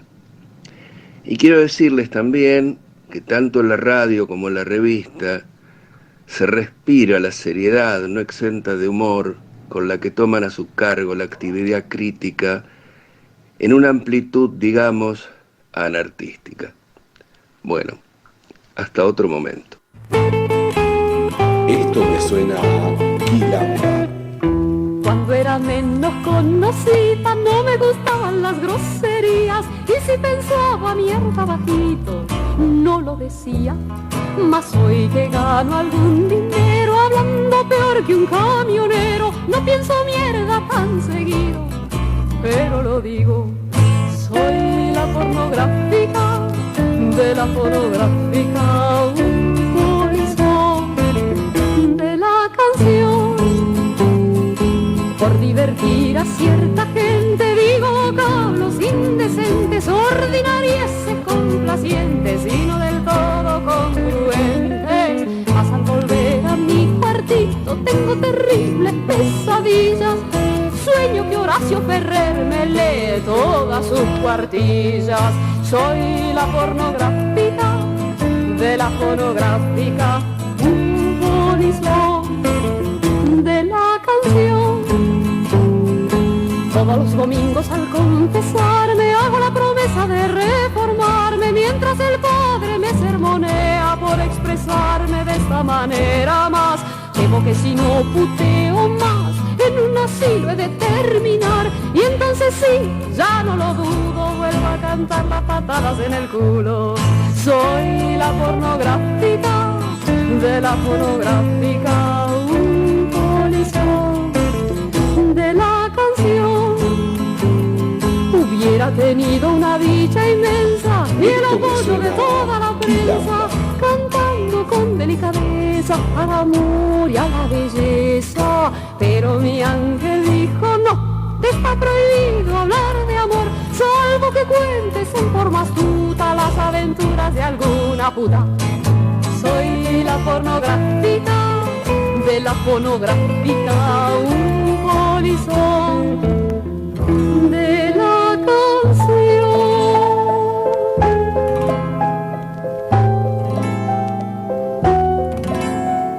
Todas las tardes salgo al balcón a contemplar cómo muere el sol, y veo también un gran torrente de gente y gente.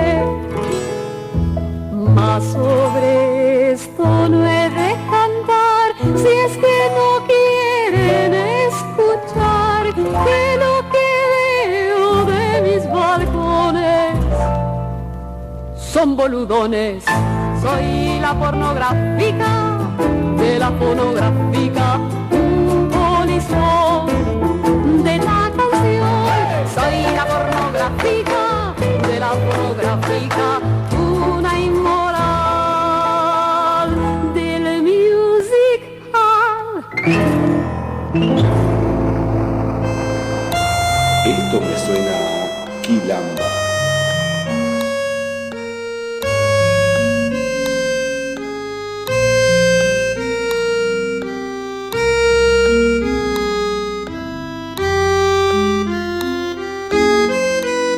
Bueno, acá Pedro Rosenblatt, conocido como El Cadete. Un saludo grande para todos los compañeros y las compañeras de Radio Quilamba, ahí por Radio La Soberana.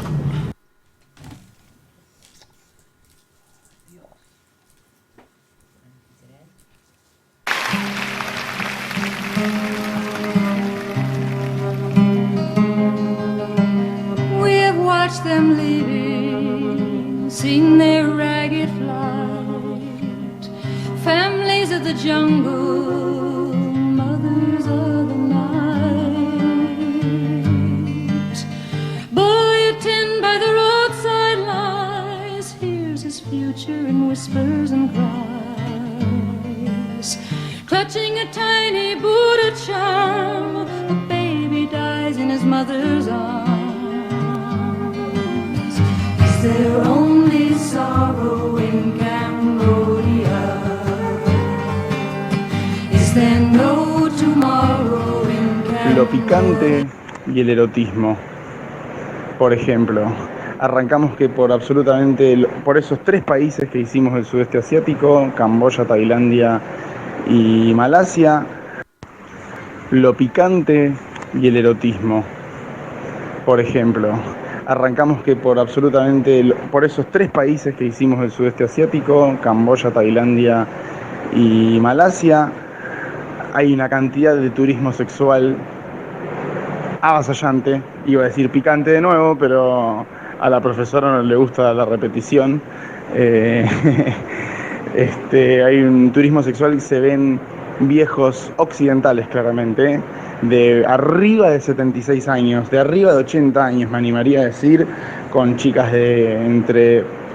Uno no quiere decir 16 porque quiere creer que son mayores de edad, pero menos de 25 años, chicas de Filipinas, chicas de Camboya, chicas de Tailandia, de Malasia, viajando directamente con estos señores. No es que los señores van a cada país y las alquilan, es el turismo sexual que los gobiernos, entre comillas, buscan reprimir, de la misma forma que reprimen los usos de drogas, matando a los usuarios y no a los vendedores. Otra cosa picante para resaltar, lo picante en Asia es más que tangible, lo picante en Asia es cotidiano. Los sabores para nuestro paladar occidental, para nuestro paladar argentino, diría, que es una mezcla de un paladar ruso con italiano y un poco más. Nuestro paladar es uno de las grandes víctimas acá. A todo le ponen cilantro. Un arroz con pollo hervido le ponen cilantro. Para nosotros parece un palo santo en la boca, pero no al nivel de que hay un poquito de cilantro, al nivel de que me estoy morfando un palo santo. Asia, picante, constantemente picante. Asia, constantemente picante. Los sabores, la sexualidad. Ni siquiera un occidental acá ni siquiera se siente que está en Marte. El occidental se siente un marciano acá en Asia. Lo picante en los olores también. No solo tenés el olor así, no solo uno quiere relajarse, sentar una buena comida y se encuentra con un cilantro, con 7 kilos de cilantro para media taza de arroz, sino que también los olores putrefactos son cotidianos en la calle. Ir caminando y ver 10 ratas comiendo en la vereda, y luego de vivir un par de días en el mismo lugar, que uno no pasa a ser local, pero pasa a ser habitué, porque viviendo 10 días en la misma casa, uno crea unas micro rutinas, aunque sea. Lo más putrefacto es que no solo esas ratas se juntan a comer ahí, sino que se les da esa comida para que esas ratas coman ahí todos los días. No es extraño que la calidad de vida sea muy inferior, no es extraño que las expectativas de vida sean buenas solo para la gente de plata. Es o pobreza extrema. Asia tiene comida, la comida en Asia es muy barata, entonces la gente no se caga de hambre. Acá en el sudeste asiático hace 35 grados todo el año, entonces la gente tampoco se muere de frío en la calle. Entonces lo picante se torna en una tortura constante, porque el rico es asquerosamente rico. La brecha entre ricos y pobres es abismal. Nosotros en Argentina estamos en un momento tremendo, en donde la brecha se está agigantando día a día, pero viendo un vistazo de acá, si bien uno se siente triste al leer la realidad argentina, ve que acá es todavía peor. Todavía no somos Venezuela, no. Yo empezaría a cambiarles el discurso de esperemos no ser Camboya, esperemos no ser Tailandia. Las únicas personas educadas son las personas de muchísimo ingreso. Prácticamente no existe la clase media, en ningún lado. En Camboya estuvimos un mes dando vueltas, fuimos para Siem Reap, donde está el Angkor Wat, el templo religioso más grande del mundo, que data del siglo IX, después de Cristo, claro. Estuvimos en Siem Reap, estuvimos en Phnom Penh, que es la capital de Camboya, estuvimos en Otres, en Sihanoukville, que es el sur de Camboya, donde están las playas. Conocimos mucha gente, nos hicimos compinches de mucha gente. Jamás conocimos a alguien de clase media, ni de clase alta en Camboya. En Camboya solo conocimos gente muy humilde que tenía su negocio, que sobrevivía el día a día con su negocio. El que tiene la suerte de tener un negocio en contacto con el turismo, tiene la suerte de darle de comer a sus hijos. El que no tiene esa suerte, tiene la suerte de comer algunas sobras que no les dan a las ratas para poder seguir viviendo en la calle. Total, el calor es extremo constantemente y por ahora el ser humano no se muere de calores, porque acá otra picantez de Asia es que el calor no es una bomba de calor como suele pasar en Buenos Aires o en Europa, que los ancianos se mueren por sofocones de calor, sino que acá es ahí, 32 grados constante, nunca tenés un golpe de calor, nunca tenés un golpe de frío, 32 grados, 32 grados, 32 grados. Te llueve a cántaros que llueven 3 litros de agua en 2 horas y volvemos a 32 grados. Lo picante es tan tangible. Yo creo que hasta se podría hacer un programa de la Asia picante. Más allá de también el turismo picante. Uno conoce paraísos como las famosas islas de Tailandia. Señores, hemos ido al paraíso. Señoras y señores, hemos ido al paraíso y el paraíso está lleno de chinos. Lleno de chinos. Si la feliz les parece algo tremendo un 10 de enero de 33 grados, hay fotos de lo que son las islas Koh Phi Phi, por ejemplo, de las más visitadas, que les podremos adjuntar y la producción puede subir a la página para que vean lo que es Koh Phi Phi. Lleno de chinos picantes, sacándose fotos con todo lo que encuentran, pero no con todo lo que encuentran como, una buena montaña, me saco una foto de fondo, no. Un cartel despintado que dice prohibido estacionar autos y motos, tenés un chino haciendo la B de la Victoria, sacándose una foto con ese cartel de frente. Este es un resumen que es lo de las cosas que se me fueron recolectando en la cabeza desde Asia. Las cosas que primero se vinieron a la mente, también las que fui pensando. Lo picante en Asia viene perfecto. Para lo onírico, que es el próximo programa, vamos a seguir en Asia, en Kuala Lumpur, pero ya con un pie en Sydney, Australia. Así que ya para dentro de 2 semanas podremos hacer un repaso de Sydney, Australia. Para lo onírico, haya tal vez una mini reseña de lo que fue la experiencia de 3 meses en Nueva Zelanda, más precisamente en Waiheke, que es Waiheke Island, una isla a 30 minutos de Auckland en ferry, que de onírico tiene muchísimo y de realidad tangible tiene muy poca. Esto fue Santiago Resnick, junto con su compañera Estefanía Massa y en sus andanzas por el sudeste asiático, Camboya, Tailandia, Malasia, reportando y continuando el viaje, que ya estamos en las vísperas de los 6 meses viajando y cada día es una victoria. Hay una cantidad de turismo sexual avasallante, iba a decir picante de nuevo, pero a la profesora no le gusta la repetición. Hay un turismo sexual y se ven viejos occidentales claramente, de arriba de 76 años, de arriba de 80 años, me animaría a decir, con chicas de entre...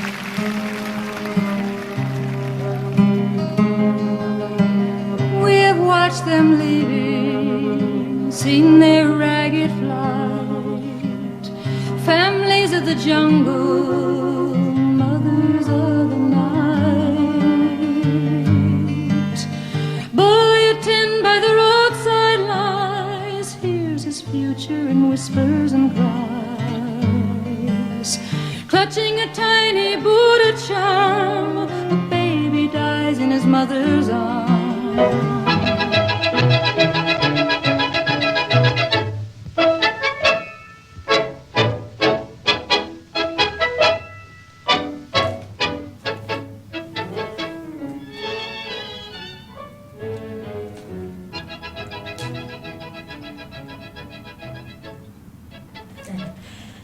Es virtualmente imposible que después de varios tangos, dos cuerpos no empiecen a conocerse. En esa sabiduría, en ese desarrollo del contacto se diferencia el tango de otros pasos de baile que mantienen a los bailarines alejados entre sí o solo les permiten roces fugaces que no hacen historia. El abrazo del tango es sobre todo comunicación, y si hubiera que adjetivarla diría comunicación erótica, un prólogo del cuerpo a cuerpo, que luego vendrá o no, pero que en ese tramo figuran los bailarines como proyecto verosímil.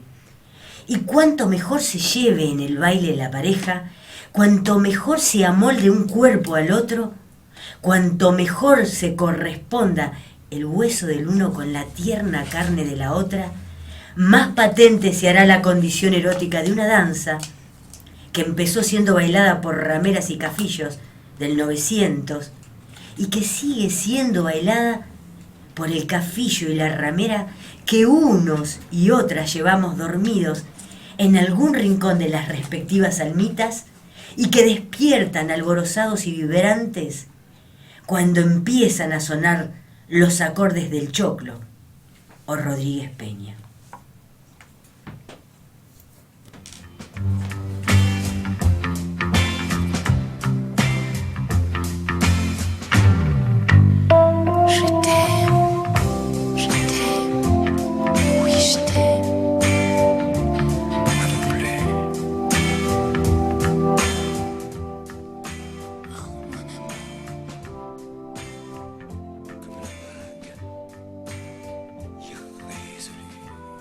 Cerrados de cara a la ventana y a la luna.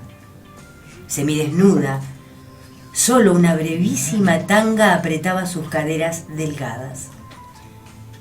La sábana, revuelta, cubría una pierna y mostraba la otra, como si la tela fuese un difuminado falo que merodeaba su sexo. Con los brazos ovillados alrededor de sus pechos, parecía dormir sobre el antebrazo izquierdo. Ramiro se quedó quieto en la puerta, contemplándola, azorado ante tanta belleza.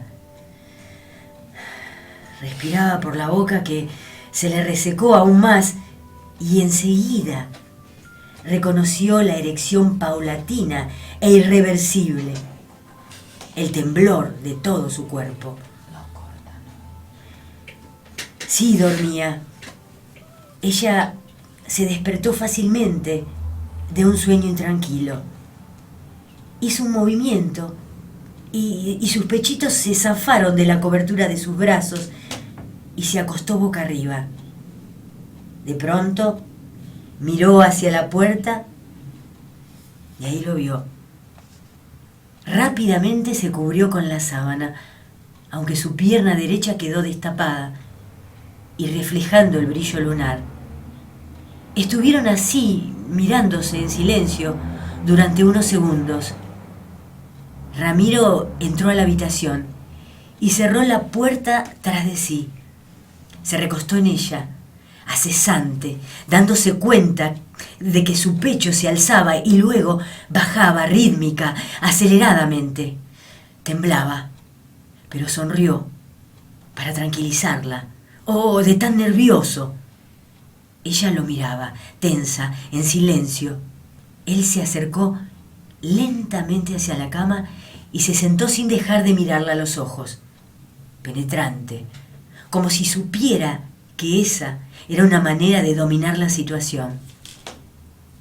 Estiró una mano y empezó a acariciarle el muslo, suavemente, casi sin tocarla. Sintió el leve estremecimiento de Araceli y apretó su mano como para hundirla en la carne. Se reacomodó sobre la cama, acercándose más a ella, conservando esa especie de sonrisa patética que era más bien una mueca tironeada por ese súbito tic que le hacía palpitar la mejilla izquierda. «Solo quiero tocarte», susurró con voz casi inaudible, reconociendo la pastosidad de su paladar. Sos tan hermosa. Y empezó a acariciarla con las 2 manos, sin dejar de mirarla. Ahora, a todo lo largo de su cuerpo, siguiendo con su vista el recorrido de sus manos, que subieron por las piernas, por las caderas, se juntaron sobre el vientre, treparon lenta, suavemente, por el tórax hasta cerrarse sobre los pechos. Ella temblaba.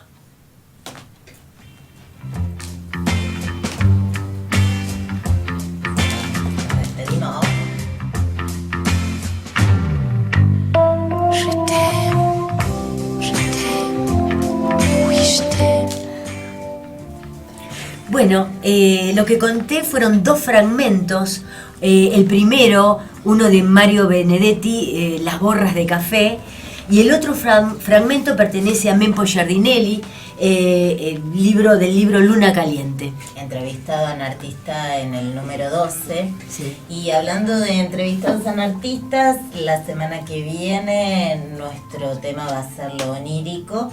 Y vamos a tener, en vez de los habituales fragmentos de entrevistas que ponemos, vamos a hacer una breve entrevista a un músico y a una narradora oral que están armando un espectáculo de homenaje a Alejandra Pizarnik. Estos chicos son chicos muy jóvenes, muy talentosos, y escribieron música para acompañar algunos textos de Alejandra. El 2 de septiembre se va a hacer este evento por única vez, no última, sino única vez, pero bueno, ya la semana que viene ellos vamos a dar precisiones. Es un sobre anticipo. el lugar, un pequeño anticipo picante, Claro, que sucederá. Bueno, y llegamos al final de este cachondo programa. Nos vamos a ir a morfar alguna cosa, afro o Picante. no afro, Por favor, Un Angus Cactus. Un operador Martín está por devorarse la consola de tantos alimentos que escuchó, y le agradecemos toda la colaboración, como siempre. Será entonces Y a Radio La Soberana también, como siempre. Acá se hizo Quilamba. Esto es Quilamba, el espacio donde suenan las voces de artistas.